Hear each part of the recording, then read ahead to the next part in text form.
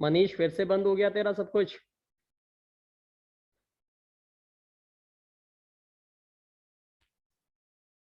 Sir on रह रहा है।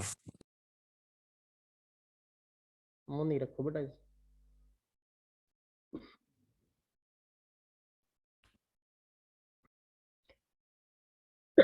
तो ये है आज का टॉपिक हमारा, सेक्सुअल रिप्रोडक्शन का। तो सेक्सुअल रिप्रोडक्शन की डेफिनेशन अगर देखें तो यू हैव द सिंपल कि mode of reproduction in which new individuals are produced by fusion of male and female gamete. Simple सी बात है, एसेक्सुअल रिप्रोडक्शन में सिंगल पेरेंट था, कोई गैमेट नहीं प्रोड्यूस होता था। सेक्सुअल रिप्रोडक्शन में दो पेरेंट्स होंगे, एक मेल होगा दूसरा फीमेल होगी, और दोनों ही अपने अपने गैमेट्स प्रोड्यूस करेंगे। और मेल जो प्रोड्यूस करेगा उसे मेल गैमेट कहेंगे, जो फीमेल प्रोड्यूस करेगी उसे क्या कहेंगे, फीमेल गैमेट कहेंगे। और इन दोनों का जब फ्यूजन होगा तो एक नई सेल बनेगी जिसे हम कहते हैं जायगोट, और इस तरीके से एक नए ऑर्गेनिज्म की उत्पत्ति होगी। ठीक है, and this is how what we called sexual reproduction. Clear हुआ? अब सेक्सुअल रिप्रोडक्शन का सेकंड पॉइंट क्या मेंशन कर रहे हैं कि sexual reproduction require both male and female sexes to produce the offspring. Sexual reproduction में दोनों ही पेरेंट्स का इन्वॉल्वमेंट इक्वली होता है, बराबर होता है। ऐसा नहीं कि कोई ज्यादा कर रहा है कोई कम कर रहा है, 50-50 जो है कंट्रीब्यूशन रहता है। बिकॉज दोनों के जो गैमेट्स हैं उनमें 23 क्रोमोसोम्स होते हैं जो कंबाइन होकर टोटल, अगर ह्यूमन सेल की मैं बात कर रहा हूं तो जो जायगोट होगा वो 46 क्रोमोसोम के साथ बनेगा। Got it?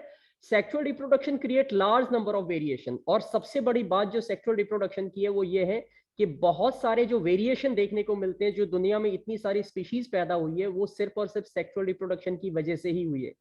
जहां पे एसेक्सुअल रिप्रोडक्शन हुआ है, ठीक है, मैंने आपको बताया था कि बैक्टीरिया एक ऐसा एग्जांपल है हमारे पास जिसमें एसेक्सुअल रिप्रोडक्शन था, और वेरी स्टार्टिंग में साइनोबैक्टीरिया से ही लाइफ स्टार्ट हुई थी। तो वो आज भी एज इट इज है, बिकॉज वहां पे सेक्सुअल रिप्रोडक्शन का कोई, ठीक है, ऑप्शन उसमें नहीं बन पाया। इस वजह से एसेक्सुअल रिप्रोडक्शन से वो सेम कॉपी, सेम कॉपी का मतलब है आइडेंटिकल जो है वो कॉपीज बनाता है, डॉटर सेल्स प्रोड्यूस करता है। लेकिन सेक्सुअल रिप्रोडक्शन के अंदर जो है आइडेंटिकल नहीं बनते, सिमिलर बनते हैं। आइडेंटिकल और सिमिलर में बहुत ज्यादा फर्क है, बिल्कुल वही जैसे तुमने मैथमेटिक्स के अंदर जो है सिमिलर ट्राइंगल और कॉन्ग्रुएंट ट्राइंगल पढ़े। कॉन्ग्रुएंट ट्राइंगल जिसमें साइड्स भी इक्वल होती है, एंगल भी इक्वल होते हैं, ठीक है। लेकिन सिमिलर के अंदर एंगल इक्वल हो सकते हैं लेकिन साइड की रेशो सिर्फ प्रोपोर्शनल होती है। तो इसी तरीके से आपको समझना है कि सेक्सुअल रिप्रोडक्शन में जो है आइडेंटिकल प्रोजेनी नहीं होती है, सिर्फ सिमिलर होती है।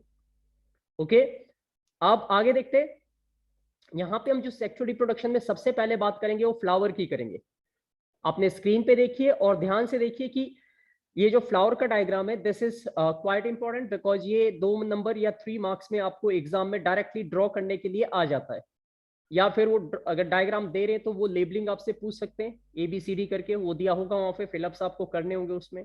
सो आपको इस डायग्राम को बहुत अच्छे से प्रैक्टिस करना होगा। NCERT पे ये दिया हुआ है और हर एक बच्चे को ये अपनी नोटबुक में जो है वो आप कह सकते हो लेबलिंग के साथ प्रॉपर तरीके से इसे ड्रॉ करना। ये तुम्हारा पहला काम हो जाता है। अपने पास कॉपी पेन रखिए और नोट करते रहिए कि होमवर्क में आपको क्या मिल रहा है। तो पहला जो आपको काम मिल रहा है वो मिल रहा है to draw the well labelled diagram of flower.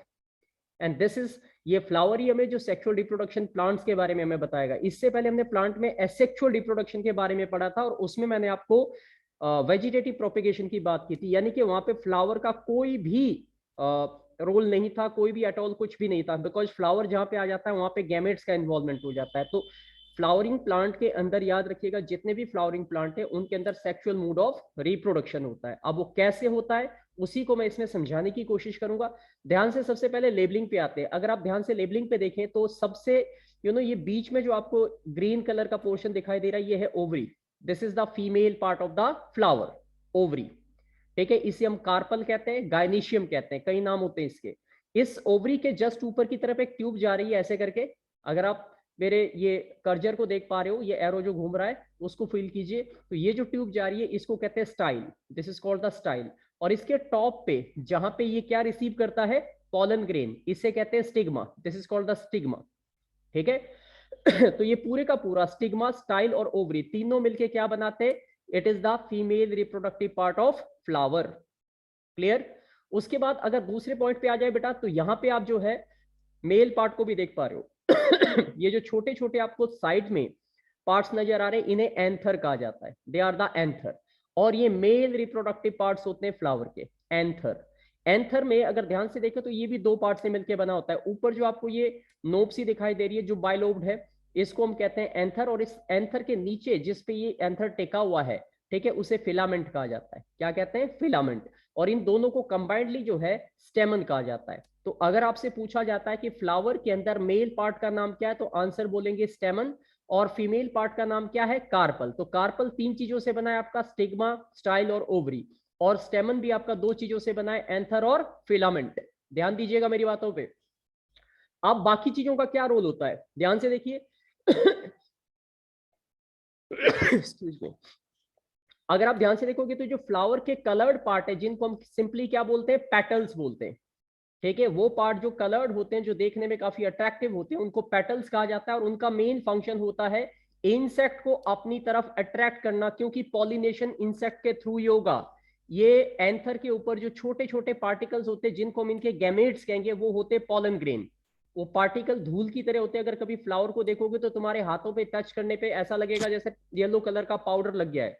तो ये वो जो येलो कलर का पाउडर जैसा आपको फील होगा, that is nothing but the male gametes होते हैं, जिनको हम पॉलन ग्रेन्स कहते हैं। वो पॉलन ग्रेन इंसेक्ट क्या करते हैं, जब फ्लावर पे बैठते हैं तो उनके पैरों पे वो पॉलन ग्रेन स्टिक होते हैं, और वहां से स्टिक होने के बाद जो है वो क्या करते हैं, उन पॉलन ग्रेन को ट्रांसफर करते हैं स्टिग्मा पे, क्योंकि वो जब इस पे उड़ते हैं तो पॉलन ग्रेन ट्रांसफर हो जाते हैं। एंड इसी transmission of pollen grain from anther to stigma को कहते हैं बेटा पॉलिनेशन। ये एक इंपॉर्टेंट डेफिनेशन है आपकी। What is pollination?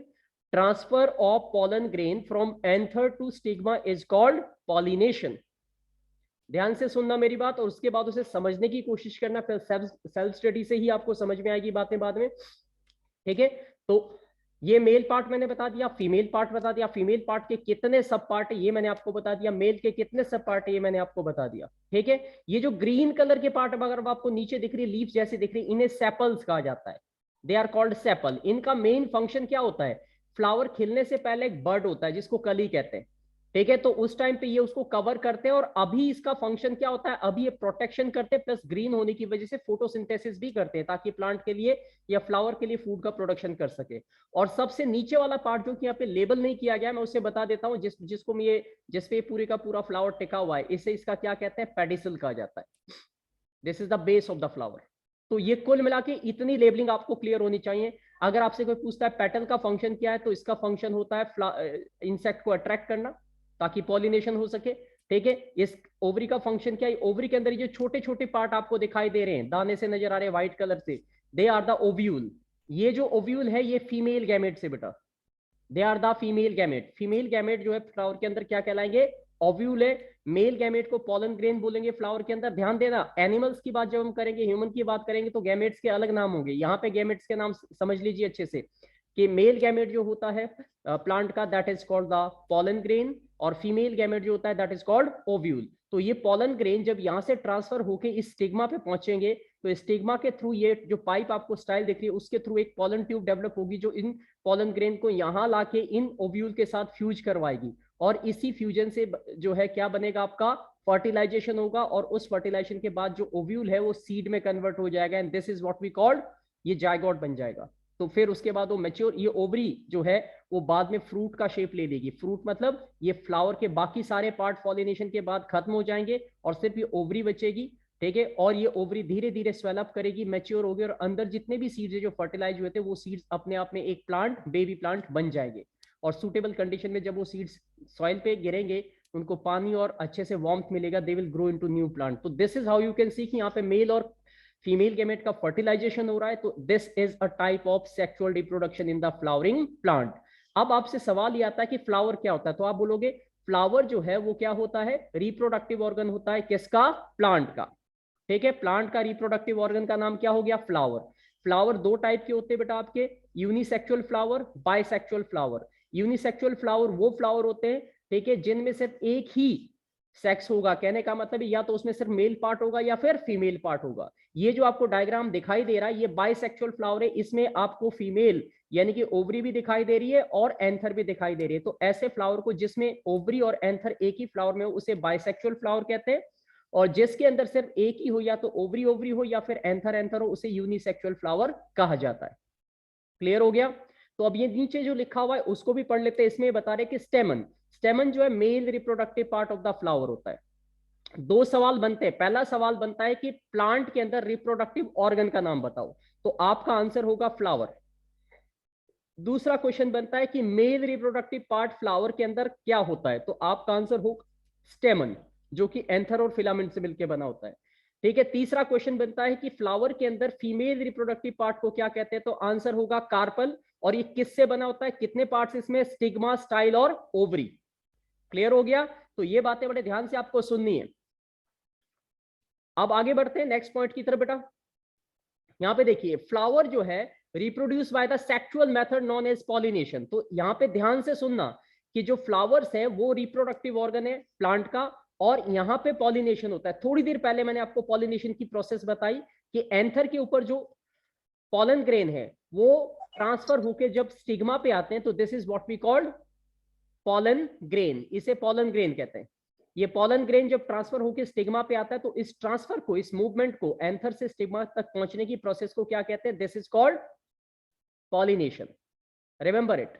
तो transfer of pollen grain from anther to stigma is called pollination, right. Pollination की डेफिनेशन आप यहां देख सकते हो, transfer of pollen grain from anther to stigma. ये एक नंबर का क्वेश्चन फ्रीक्वेंटली पूछा जाता है, बहुत सिंपल है, बहुत ज्यादा क्रिटिकल कुछ इसमें नहीं है। The pollen grain is present in the anther whereas the egg cell is enclosed in the ovary.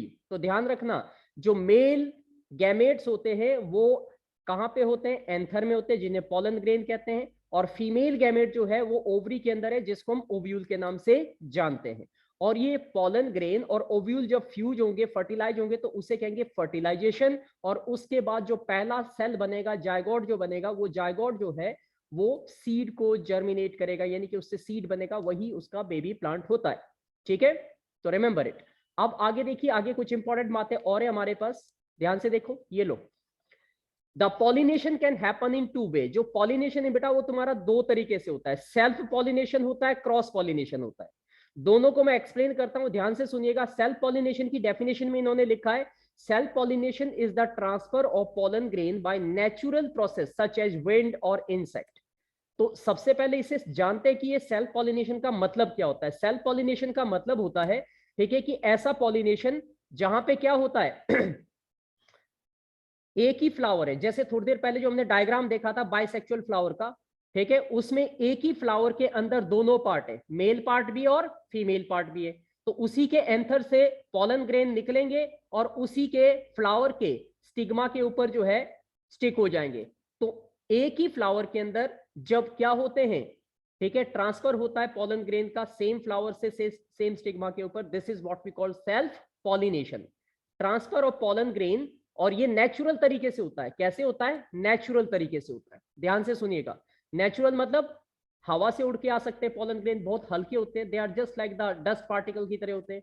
ठीक है, इंसेक्ट जो है, जो फ्लावर के ऊपर हनी इकट्ठा करने के लिए आते हैं, नेक्टर इकट्ठा करने के लिए आते हैं, वो उनको जो है वो पहुंचा सकते हैं। तो फ्लावर का लॉजिक यही है कि वो खुशबू उसमें होती है, उसमें नेक्टर होता है, उसमें जो है उसके जो पेटल्स होते हैं वो काफी कलर्ड होते हैं, ताकि इंसेक्ट उनकी तरफ अट्रैक्ट हो, और वो इंसेक्ट जब उस पर बैठेंगे तो पॉलन ग्रेन को जो है वो एंथर से स्टिग्मा तक पहुंचा देंगे, और इसी से उनका पॉलिनेशन होता है, राइट।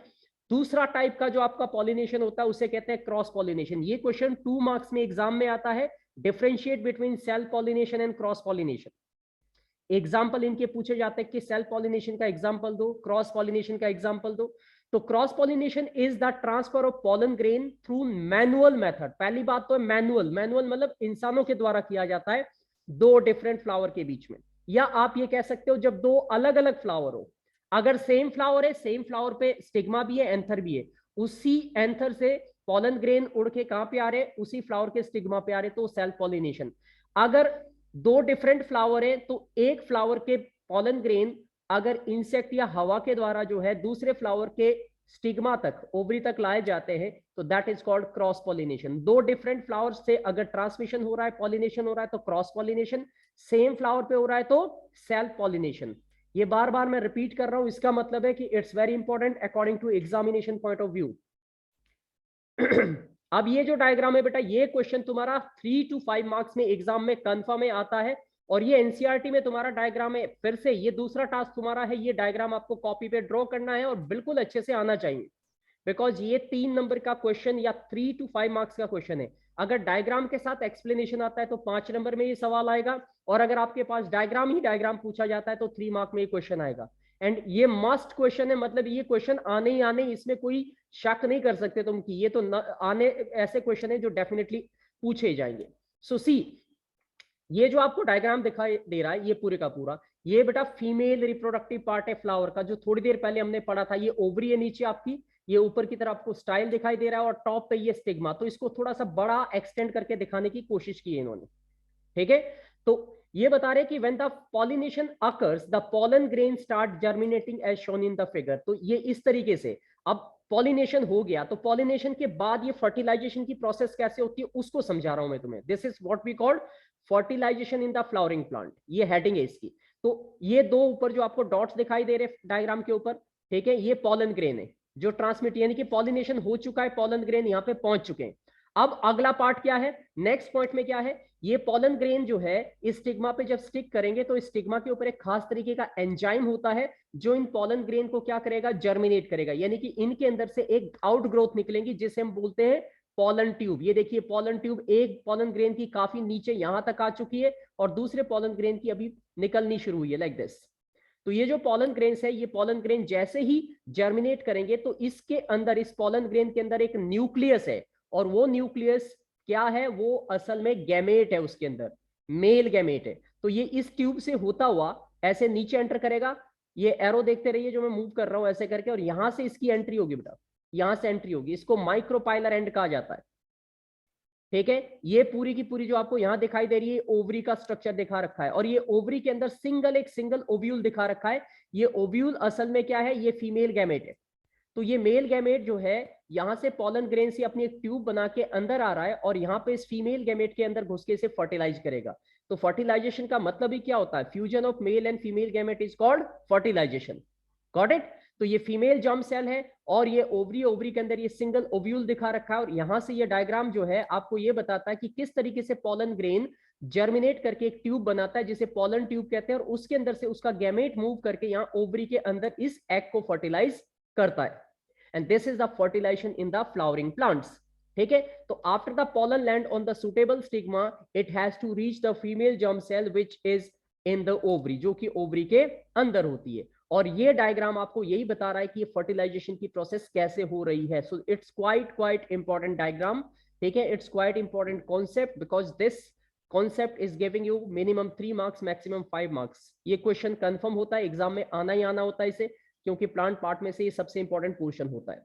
अब देखो फर्टिलाइजेशन हो गया, ठीक है, पॉलिनेशन भी हो गया, फर्टिलाइजेशन भी हो गया, अब ये सीड बन गया। तो अब सीड का क्या रोल है, सीड कैसे काम करेगा, ध्यान से देखिए।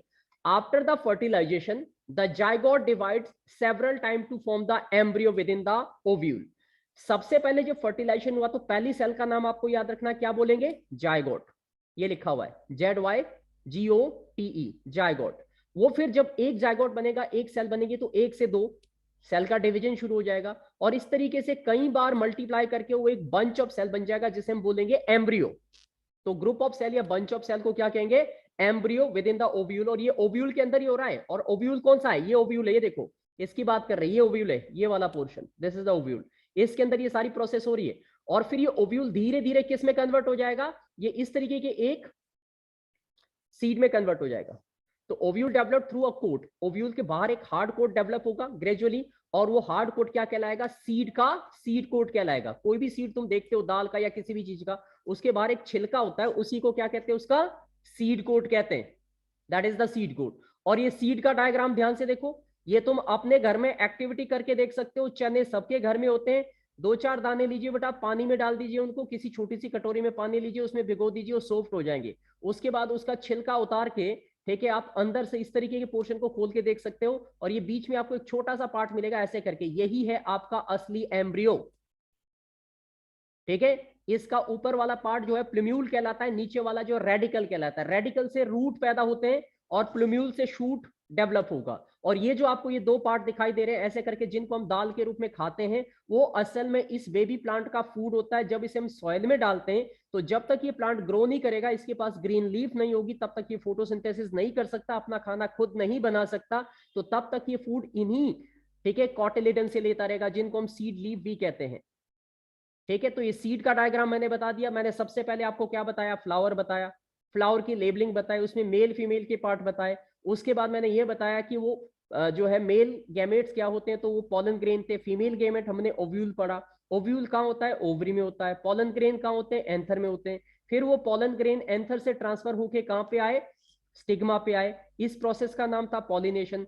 फिर वहां पे उन पॉलन्स ने क्या किया, जर्मिनेशन किया, और वहां से एक पॉलन ट्यूब बना के वो कहां तक गए, ओवरी तक गए। ओवरी के अंदर एंटर करके इन्होंने फीमेल गैमेट जिसका नाम था ओबम, उसको फर्टिलाइज किया, उसे फर्टिलाइजेशन कहा गया। जब पहली सेल बनी, जायगोट बना, तो वो जायगोट कई बार डिवाइड होकर बहुत सारी सेल का उसने एक बंच बनाया जिसे एम्ब्रियो कहते हैं। जब ये एम्ब्रियो पूरी तरीके से मैच्योर हो गया तो उसके बाद इस एम्ब्रियो के चारों तरफ एक कोटिंग, हार्ड कोट डेवलप हो गया, जिसको हमने नाम दिया सीड कोट। और इसके अंदर ये एम्ब्रियो जो है, छोटा सा पोर्शन, ये देखो यहाँ पे दिस वन, ये है। इसको दो पार्ट में, ऊपर वाले पार्ट को हम क्या बोलते हैं, ऊपर वाला पार्ट हमारा जो है वो प्लूम्यूल होता है। प्लूम्यूल जो है वो क्या बनाएगा आपका, जब वो प्लांट ग्रो करेगा तो प्लूम्यूल में से बनेगा स्टेम जो बाहर निकलेगा सॉइल में से, और रेडिकल से बनेगा रूट जो सॉइल के अंदर जाएगा। तो ये सीड के अंदर एक बेबी प्लांट होता है। तो ओवरी जो है रैपिडली ग्रो करती है। और याद रखना है सारी की सारी चीजें कहां हो रही है, ये हो रही है ओवरी के अंदर। अगर कोई आपसे पूछे कि ओवरी क्या होता है, तो आप बोलोगे ओवरी जो है राइपन जो फ्रूट होता है, जो फ्रूट हम खाते हैं वो असल में ओवरी होती है, जो पकने के बाद फ्रूट का रूप ले लेती है, क्योंकि उसे अपने सीड को मेच्योर करना होता है। Remember it, ripen ovary is called fruit. ये डेफिनेशन है फ्रूट की। राइपन मतलब पकी हुई ओवरी जो है वो फ्रूट होती है। Got it. आप देखते हैं आगे, रिप्रोडक्शन इन ह्यूमन बीइंग की बात करें, इंसानों के अंदर की बात करें, तो ये आपके पास जो है ह्यूमन बीइंग का रिप्रोडक्शन भी मैं आपको बताने वाला। फ्लावर का हमारा खत्म हो गया, फ्लावर का कॉन्सेप्ट मैंने आपका सारा क्लियर कर लिया। अब बात करते हैं ह्यूमन बीइंग के अंदर कैसे होता है रिप्रोडक्शन।